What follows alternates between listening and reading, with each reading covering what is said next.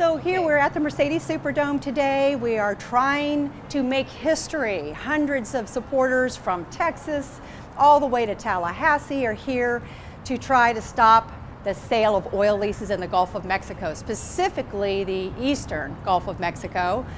We had a great time, went in there, we chanted, we had our signs.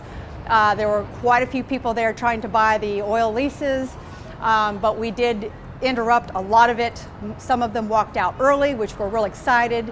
Our goal is to try to find out what's going to happen over the next 5 years for the new oil plan that's coming up in 2017, and how is that going to affect our Gulf Coast community and the folks that live there. So it's great to see all these folks here today, for example, because if it was just me by myself, I wouldn't have made half the impact as these hundreds of folks who were here to make a statement.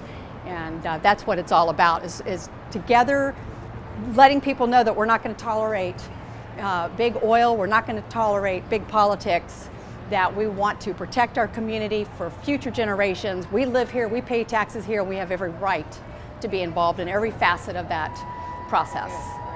You know, I'm going to have to say I was very impressed with the parents that brought their elementary school children here to the event, because it lets them understand what's really going on. This is not something you get taught in a classroom. It's not a textbook, classic textbook material. This is something that's real life, that's really going on. And most folks, when they graduate from high school, have no idea what life is really about and what really is going on in the world about them outside of a textbook. Even through college, sometimes that can happen.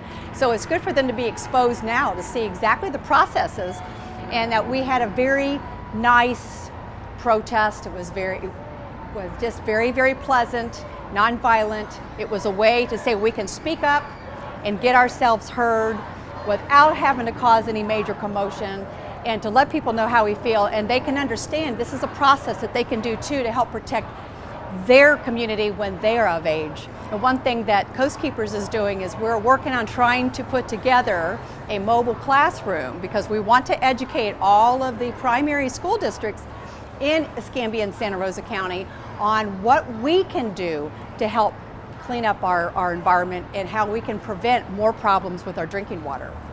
I would say we had almost about 20% of the protesters came from Pensacola. I'm very proud of my Pensacola community for coming on the bus. We all had to get up and be on the bus at 4 o'clock this morning. That just goes to show, and I'll be the first one to admit I am not a morning person. Didn't even have my coffee, but I made it here. It's important to let folks know, and my Emerald Coastkeeper members, I have over 1,000 members, to let them know that this is a very important event and that I'm speaking for them, and that we will continue this process and keep them posted on the website. From the Pensacola area, we had students from UWF, from SEAS, which is the Student Environmental Activists Society. We've had a trustee who is on my board of directors, and we've had other environmentalists who are concerned, and so we all piled together to let our voices be heard today, and that's the most important part.